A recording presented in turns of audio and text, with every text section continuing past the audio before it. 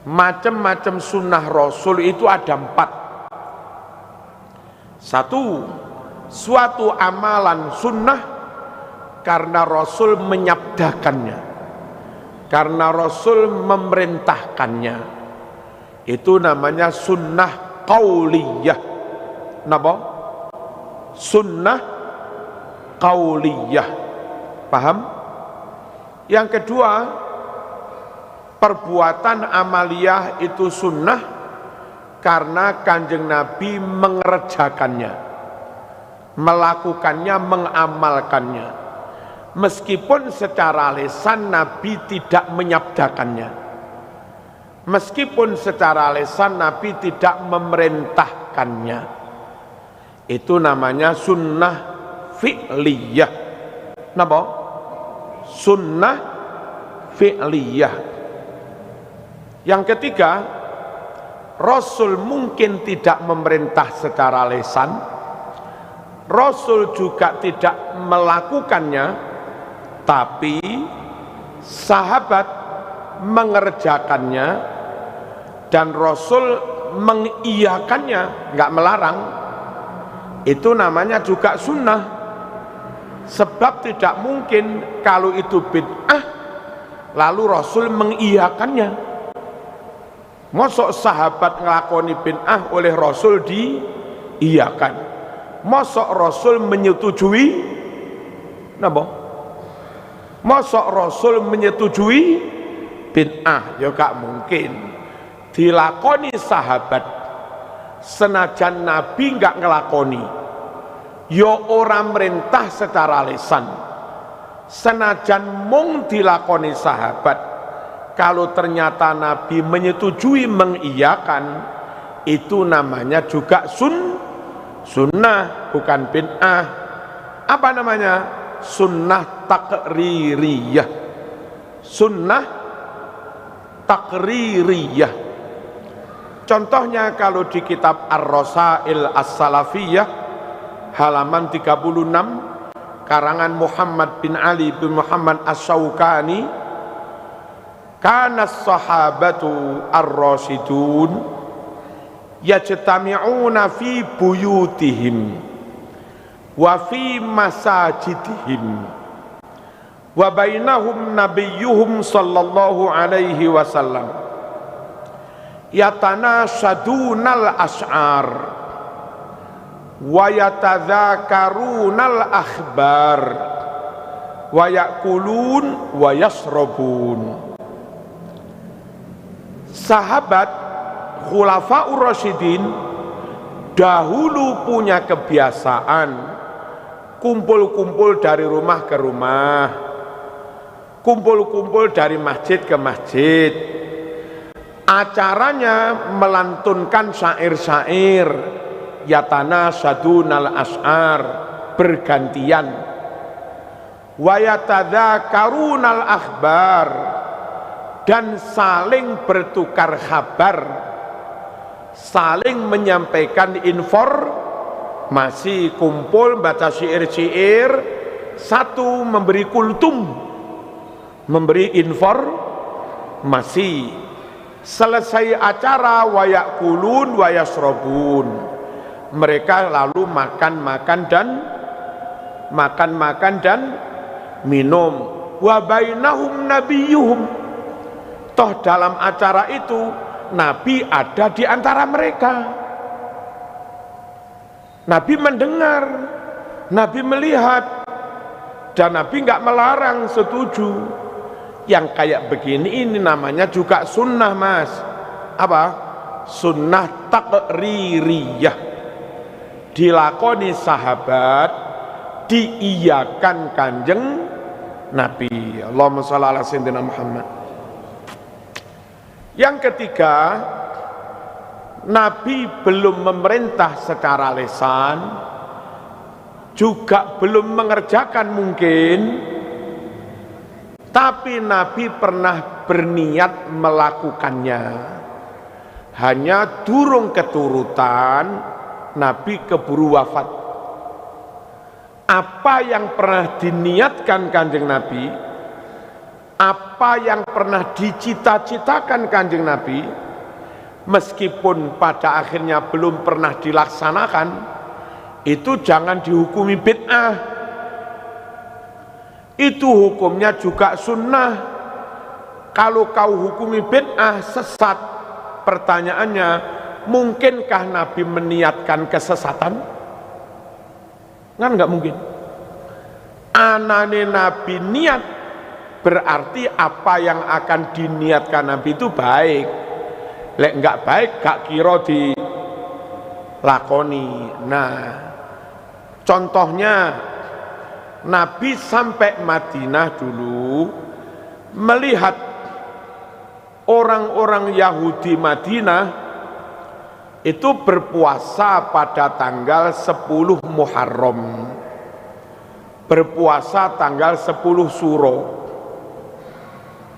Terus niat, ketika ditanya, kenapa kamu orang Yahudi kok puasa tanggal 10 Muharram?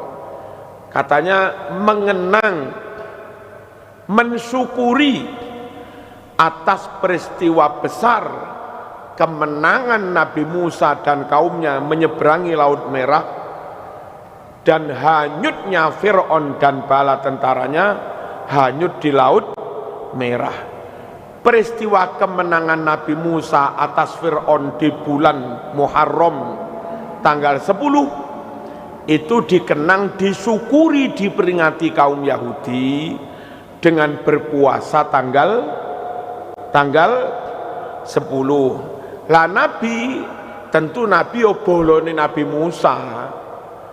Kalau kemenangan Nabi Musa perlu diperingati, dihormati, Nabi pun juga merasa perlu menghormati, memperingati peristiwa kemenangannya Nabi Musa. Padha Nabi ini mosok loro ati. Paham?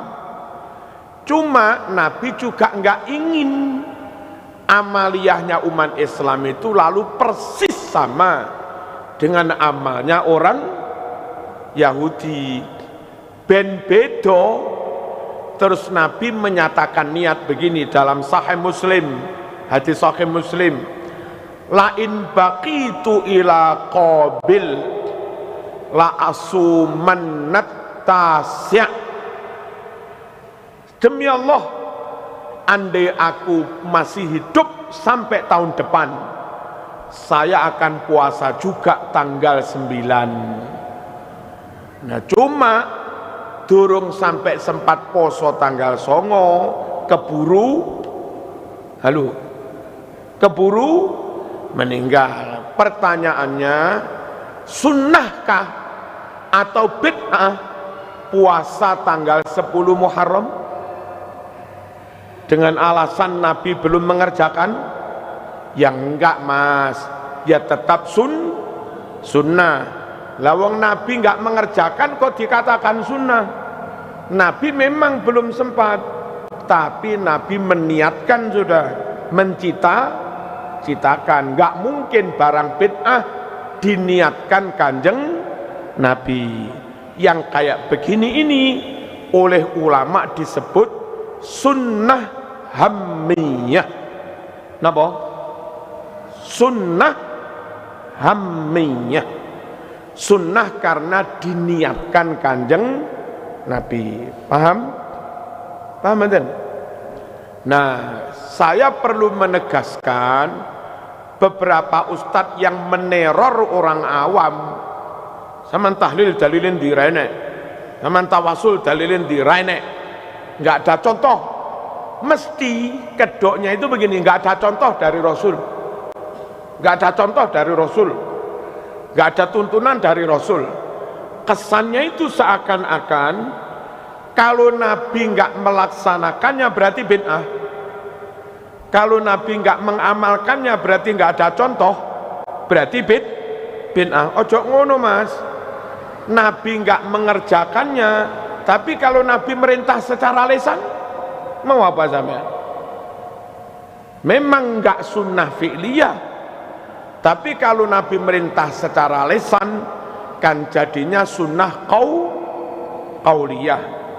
Ya, Mungkin Nabi nggak memberi contoh dengan melakukannya, mungkin Nabi juga nggak memerintah secara lisan, tapi seperti itu tadi, kumpul-kumpul di rumah, kumpul di masjid, baca syair, lalu ada yang kultum, habis itu makan-makan, toh Nabi mendengar ada di antara mereka, Nabi setuju.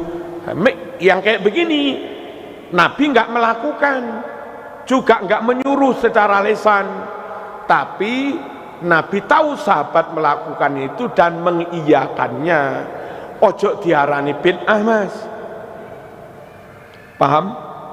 Jadi ojo titik-titik kalimatnya, nggak ada contoh dari Rasul, nggak ada contoh dari Rasul, nggak ada contoh kalau dicontohkan sahabat. Lalu Rasul menyetujui, mau apa sampean? Mosok ya bid'ah, namanya tetap sunnah. Paham ya? Allahumma shalli ala sayyidina Muhammad. Dan banyak hal itu justru yang melakukan itu sahabat. Kalau kita mencontoh sahabat, nggak mencontoh Rasul. Contoh yang dulu pernah tak sampaikan, jadilah istri solihah yang baik. Itu mencontoh istri Nabi apa mencontoh Nabi? Orang perempuan kepingin menjadi istri solihah yang baik, mencontoh Siti Khadijah apa mencontoh Rasulullah? Halo, mencontoh siapa? Jadi ojo titik-titik, nggak ada contoh dari Rasulullah, ojo ngono. Gak ono contoh teko Rasul tapi ono contoh teko Siti Khadijah, mau apa sampean? Halo, halo. Jadilah cucu yang soleh, nyeneng nembae, kepengen jadi cucu yang lucu, pinter, menggemeskan mbahnya. Yang dicontoh Sayyidina Hasan, yang dicontoh Sayyidina Husain. Ya enggak, mosok nyontoh Kanjeng Nabi. Paham? Jadi menantu yang baik, ia nyontoh Sayyidina Ali. Jadi mertua yang baik, nyontoh siapa? Nyontoh Rasulullah sallallahu alaihi wasallam. Jadi putri yang baik, contohlah Siti Fatimah. Masuk nyontoh Rasul. Halo? Jadi ada sembarang, mana contoh dari Rasul? Mana contoh dia? Dalam hal apa, Mas? Gitu loh. Sayangnya kadang masyarakat awam ini diteror wis, nggak iso berkutik. Dan kono perlune yang penting wong awam bingung ngono tok wis. Kulo wis awam bingung, ayo melok aku cek nggak bingung. Iki padha karo wong arep golek lele diputas sik jaublek. Lek lene wis bingung kelenger lagi karek. Kenapa? Karek nyidui ae nakalan. Paham? Nah, sorone kiai-kiai ahlu sunnah wal jamaah, sorone kiai-kiai NU niku nggih sorong ngeten iki, diserang jelasne teng tiang awam, serang maneh jelasne tiang awam, ngene kadang sik dibauli maneh. Tapi ya nggak apa-apa, tugas kiai itu menenangkan umat. Kepingin jadi makmum yang baik, tiru sahabat. Sama tiru Nabi lah, Nabi makmum nang sopo. Kepingin jadi imam yang baik, nah tiru Kanjeng Nabi. Kepingin jadi pemimpin yang baik, tiru Kanjeng Nabi. Kepingin jadi rakyat yang baik, tiru sahabat. Ketika itu sahabat jadi rakyatnya, Nabi jadi kepala negaranya. Plong apa rai? Kepingin jadi murid yang baik, tiru sahabat. Kepengin jadi guru yang baik, tiru Kanjeng Nabi. Lah kayak begini ini. Jadi mohon-mohon nyun sewu siapapun, saya nggak usah menyebut golongan, ampun gampang-gampang gaya bingung tiang awam. Nek sampean pancen full hakon demi Allah lillahi ta'ala, kepengin tahu dalilnya amalan-amalan opo-opo, jangan nyerang wong awam. Ojo tanya kepada wong awam, gak tuke wong awam ditakoni dalil. Langsung aja sowan Gus Anas Basori. Tangkelit Gus Anas, Gus, kok tiang-tiang ngelakoni niki dalile pundi? Beres. Sowan Habib Soleh, Bib, kok tiang-tiang ngelampai ngeten iki dalile pundi? Beres. Ojo wong-wong diparani ben arano dalile ya bingung wong awam. Emang gak ketemu wong Madura. Nek ketemu wong Muharto gak dijawab karo kalimat kan digawakne awurai. Wong Muharto wong Madura wis gak ro dalil. Pokok habaib disinggung, ulama disinggung ya ngamuk wis. Terus piye sampean nek dikamplengi? Allahumma shalli ala sayyidina Muhammad. Para rawuh, itu tentang kabiro. Jadi memang dalilnya sahih Muslim, sahih. Setelah kabiro selesai, wajah tu tanpa ini monggo, wajah tu pakai didahului ini juga monggo. Saling menyalahkan apalagi membid'ah-bid'ahkan boten leres.